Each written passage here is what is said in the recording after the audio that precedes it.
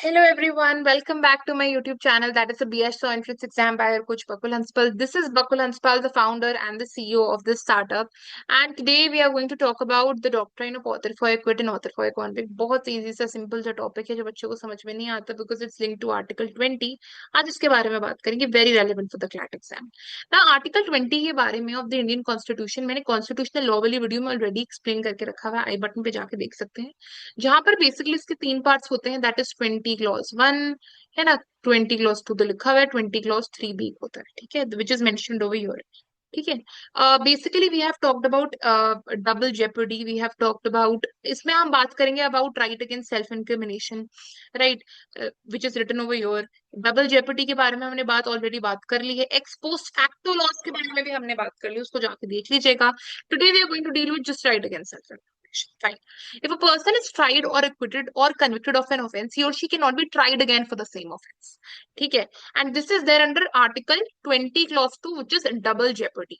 ठीक है, double Jeopardy मतलब एक बंदा पर्टिकुलर क्राइम है, उसकी उस पर्टिकुलर क्राइम की सजा मिल चुकी है, दोबारा उस क्राइम की सजा नहीं मिल सकती। एग्जाम्पल, एक बंदे ने क्या करा है, एक बंदा है ए और एक है बी, और बी के पास फैमिली है तो उसके बच्चे हैं, राइट, एक बीवी है विच इज सी, बच्चे हैं डी एंड ई, दो बच्चे हैं, ठीक है, he is the sole bread winner of the family, और ये था मर्डरर, इसने उसका मर्डर कर दिया मान लो 2005 में, सोल ब्रेड विनर को मार दिया।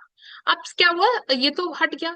अब क्या हुआ, 2007 में कंप्लेंट फाइल होती है सी, जो बीवी थी, कि वो अपने बच्चे को बीमारी से नहीं बचा पाई क्योंकि मेरा सोल ब्रेड विनर फैमिली का मर गया था क्योंकि वो मर्डर हो गया था उसका, इसलिए आप ए को सजा दो दोबारा।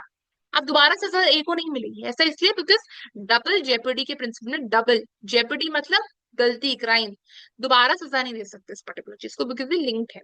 ठीक है, नेक्स्ट आप आ जाइए।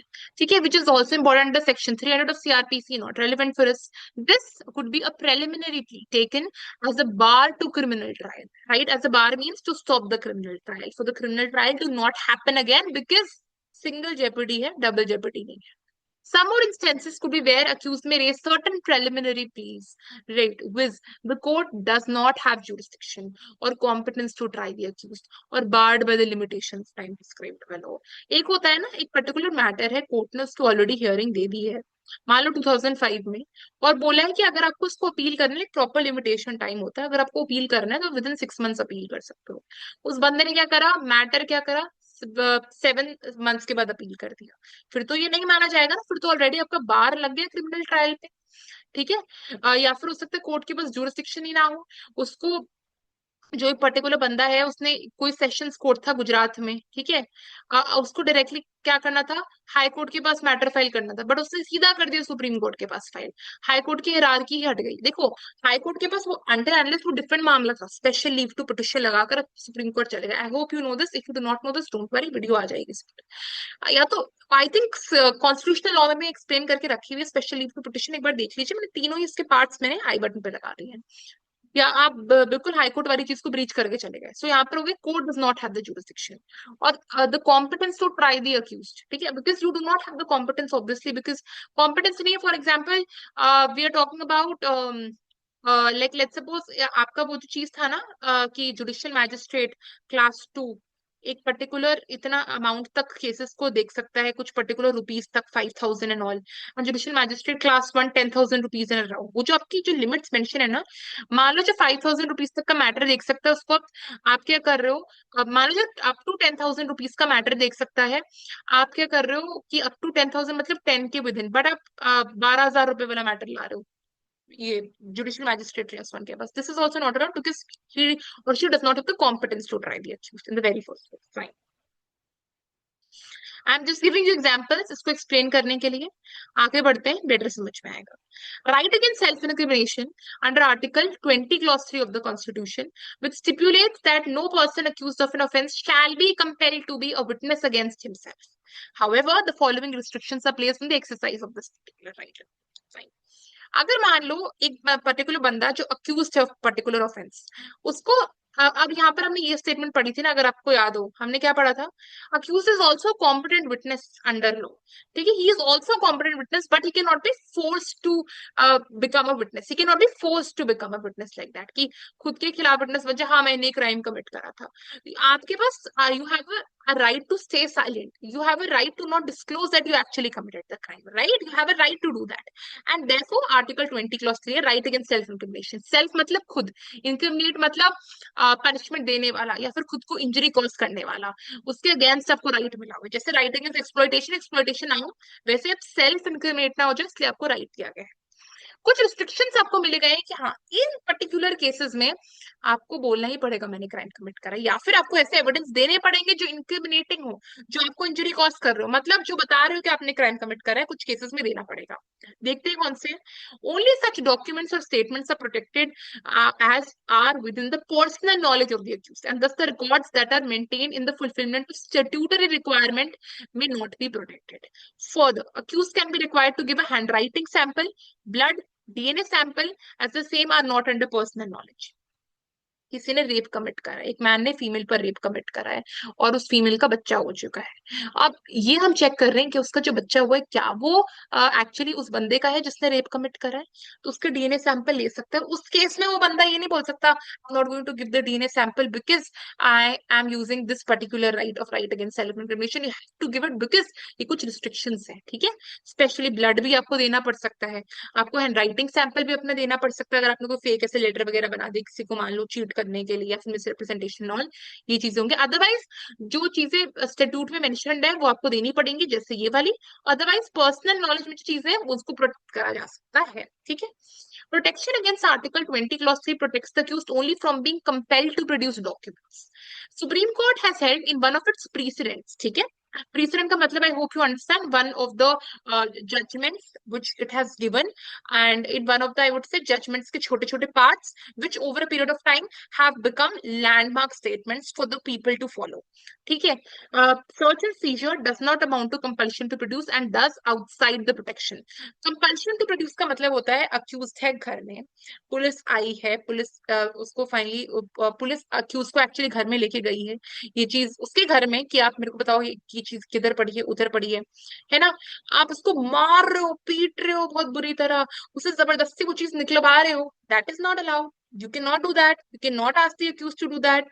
बट आप उससे घर में जा रहे हो, आप उससे घर में जबरदस्ती छाना भी नहीं कर रहे हो, वो पर्टिकुलर सामान ढूंढ रहे हो, that is allowed. That comes under search and seizure. Seizure का मतलब होता है वो चीज ले लेना, जब्त कर लेना, that is allowed because that comes under search and seizure भी बोल सकते हो, मतलब people call it a seizure but seizure like it sounds better. So search and seizure वाली बात है, you can seize that particular article that you have actually got or you have actually found from the accused person's home, you can do that, but you cannot of course hit him or beat him or maybe ask him कि यार चल मेरे को बताओ particular चीज का है, that is not allowed. Okay. Summons under Article 91, Section 91 of CRPC cannot be issued to an accused person. However, a general search warrant under Section 93, Clause 1, Subclause C of CRPC is not protected under Article 20, Clause 3 of the Constitution of India. देखो यहाँ पर बात करें summons, so we have already talked about summons क्या होते हैं, court भेजता है, how is it different from a warrant case, नहीं पता आई बटन पे जाके देख लो, वीडियो मिल जाएगी। तो summons you can not send summons to this individual. Summons in sense under article 91 में, सॉरी सेक्शन 91 में आपके ये आते हैं कि आपको वो कोई चीज प्रोड्यूस करनी, कोई आर्टिकल प्रोड्यूस करना है जो ऐसी वैसी चीजें हो, you are not allowed to give that. So you आप समन नहीं कर सकते कि वो चीज हमें ला कर दो या फिर ऐसी चीजों के बारे में हमें बताओ। बट एक जनरल सर्च वारंट जो ये सेक्शन में बात लिखी हुई, जो बेनिफिशियल हो, वो बिल्कुल भी प्रोटेक्टेड नहीं होता। जिसको आपको लगता है कि हाँ आपको जस्टिस डिलीवर करना है और वो चीज आपके लिए बहुत इंपॉर्टेंट है, जनरल सर्च वारंट उन पर्टिकुलर आइटम्स के लिए, आर्टिकल्स के लिए, still you can do, that's the particular word beneficial is mentioned if you go and read this particular section 93। Otherwise ये इतना रेलेवेंट नहीं है क्लैट एग्जाम के लिए, तो ये 93 91 जानना भी रेलेवेंट नहीं है, उसको पढ़ना भी नहीं है। बट हाँ, ऑथरिफाइड कोर्ट, ऑथरिफाइड कॉन्विक्ट, आर्टिकल 20 के क्लॉज 1, क्लॉज 2, क्लॉज 3, इनके एग्जाम्पल्स, सेल्फ इंक्रिमिनेशन का मतलब, ये सब जानना बहुत इंपॉर्टेंट है, ठीक है। I hope you have understood this particular thing, है ना। Role of the police is not so important again, मतलब अगर ये तो इट्स लाइक कुछ है भी नहीं इसमें, it's like very theoretical. Tribunals मतलब ट्राइब्यूनल्स एक ऐसे पर्टिकुलर कोर्ट्स होते हैं along with the I think I've also explained this particular concept of tribunals, right? I'll upload that video. I've already explained tribunals. Family courts also I've already explained. उसका जाकर देख लीजिएगा. Administrative tribunals, yes, I'll explain this. I think I have also explained this. ये आई button पे सब videos चली जाएंगी. Family law की भी एक्सप्लेन करके रखी हुई है. ट्राइब्यूनल्स के बारे में मैंने एक्सप्लेन करके रखे हुए. ट्राइब्यूनल्स के एग्जाम्पल है. 11th एनसीईआरटी के लिए प्रिपेयर कर रहे हो तो उनका एक्रोनिम ये जो दिया हुआ है ना, इनका शॉर्ट फॉर्म्स, इनका लॉन्ग फॉर्म्स पता होना चाहिए, फुल फॉर्म सॉरी.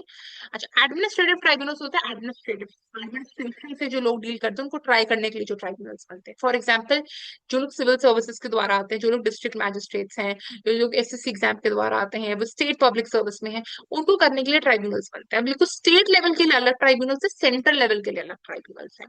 पार्लियामेंट का एक्ट था 1985 का, ट्राइब्यूनल्स बने. बेंचेस का मतलब क्या होता है? 33 डिवीजन बेंच. डिवीजन मतलब जहां पर दो एडवोकेट्स होते हैं, सिंगल बेंच एडवोकेट सॉरी नहीं, टू जजेस. कॉन्स्टिट्यूशनल बेंच होते हैं 3 से ज्यादा या फिर 3 या 5. And single bench of course means a single जज. ठीक है, तो ये आपको होता है सेंट्रल एडमिनिस्ट्रेटिव ट्राइब्यूनल स्टैब्लिश हुए हैं. सेंट्रल एडमिनिस्ट्रेटिव ट्राइब्यूनल बेसिकली जो लोग सेंट्रल सर्विसेज सिविल सर्विसेज के द्वारा आते हैं, यूनियन पब्लिक सर्विस कमीशन के द्वारा, उनके डिस्प्यूट्स को हैंडल करते हैं. अदरवाइज स्टेट्स के रिस्पेक्टिव स्टेट्स में बने होते हैं, जैसे एसएससी एग्जाम के द्वारा आते हैं, या फिर एमपीएससी मध्य प्रदेश के एग्जाम के द्वारा आते हैं, या फिर बहुत सारे एग्जाम्स है अपने रेलेवेंट स्टेट के, बट मैं जो बता रही हूँ, under the control of government of India या फिर यूनियन गवर्नमेंट के कंसर्न. ठीक है, local authorities with in the union of India.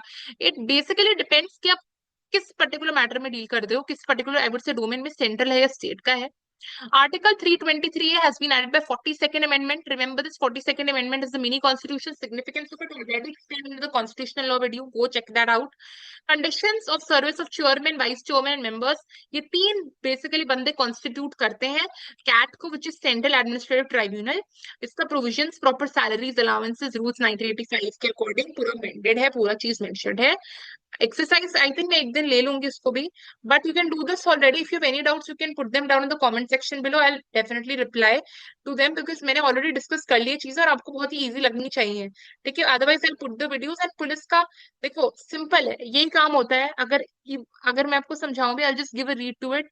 Justice को देखना, इम्पार्शली चल रहा है, लाइफ लिबर्टी पब्लिक को प्रोटेक्ट करना, पब्लिक ऑर्डर को देखना, मतलब इट्स लाइक बहुत सिंपल से काम. जैसे पुलिस का होता है कि आपका जो पुलिस का जो फंक्शन है वो आपको पुलिस एक्ट ऑफ 1861 में ये चीजें मेंशन्ड है. फर्स्ट टाइम ऑफेंडर्स होते हैं, लोगों को कोई नेचुरल कैलामिटी हो, मैन मेड डिजास्टर, उससे प्रोटेक्ट करते हैं. फैक्ट्री वगैरह में एक्सप्लोजन होगा, that is man made disaster. Intelligence collect करना, पब्लिक पीस, टेररिज्म वगैरह, एक्सट्रीमिज्म, सब चीजों को देखना है ना. सारी कंप्लेंट्स एफआईआर सारी उनको देखना. Public acts of vandalism. Vandalism मतलब पब्लिक प्रॉपर्टी पर हार्म होते, बसें जला दी जाती हैं, पब्लिक पोल्स, पब्लिक बिल्डिंग्स जला दी जाती है, लोगों को जब गुस्सा होता है, that is vandalism. Protect internal security, terrorist attacks वहां पर अपनी रिस्पेक्टिव स्टेट्स में देखना पड़ता है. To prevent crimes, reduce opportunities for the crimes, register करे सारे कॉग्निजेबल ऑफेंस को, सिक्योरिटी बनाए कम्युनिटी में, राइट, अपने एक साथ ट्रेन करे, मोटिवेट करे और खुशी से रहे पुलिस पर्सनल. एक आपने फ्रैट्रिसाइड वाले केस सुने होंगे. आपने फ्रैट्रिसाइड का मतलब होता है जब एक बंदा किसी सर्विस में अपने खुद के ही कॉलीग को मार देता है, दैट इज फ्रैट्रिसाइड. भटिंडा केस हुआ था पंजाब में, फ्रैट्रिसाइड का जो हुआ था, आई थिंक 2 साल पहले हुआ था. होते रहते हैं फ्रैट्रिसाइड क्योंकि जब एक मिलिट्री ऑफिसर दूसरे मिलिट्री ऑफिसर को मार देता है आउट ऑफ वेंजियंस, और may be again not demeaning the Indian army, but these things have been seen the cases of fratricide. खुद के डिप्रेशन होते हैं, खुद की चीजों को हैंडल नहीं कर पाते. सो मेंटल हेल्थ वर्कशॉप्स भी बहुत इंपॉर्टेंट है इन चीजों के लिए. To take charge as a police officer on duty of all the unclaimed property, take action for the safe custody disposal in accordance with the procedure prescribe by law. कोई property abandon पड़ी है, खाली पड़ी है, उसको देखना कोई उधर क्यों नहीं हो रहा, बिकॉज ना automatically over a period of time अगर उसको कुछ अता पता ही नहीं चला किसके नाम पर रजिस्टर्ड है नहीं है, लोग उसके मर गए हैं, तो रूल ऑफ स्टेट के द्वारा गवर्नमेंट को सौंप दी जाती है, which is rule of state. अब दिस पर्टिकुलर रूल हमने प्रॉपर्टी लॉ में ऑलरेडी पढ़ लिया है. नहीं देखिए so I put them of course, put those videos on the I button, उसको भी जाकर देख लीजिए, because all these videos are very relevant. अब अगेन बार बार मैं सोचती हूँ, मैं रिआइटरेट कर रही हूँ कि मैं बार बार आई बटन पे ज्यादा फोकस करती हूँ, but generally I have taught all these things and वो आई बटन पर ही है अवेलेबल. ठीक है, नेक्स्ट वीडियोस में मैं सिविल वाला चीजों को थोड़ा सा डील कर लूंगी. I will see what we have missed already, but we have covered mostly all these things. But again अगर कुछ लगता है सो आई share that as well. I'll teach all those things. So for now, जो भी videos है वो आप देख लीजिएगा आई बटन पे जाकर. Do like, share, comment and subscribe to my YouTube channel and stay tuned. Bye.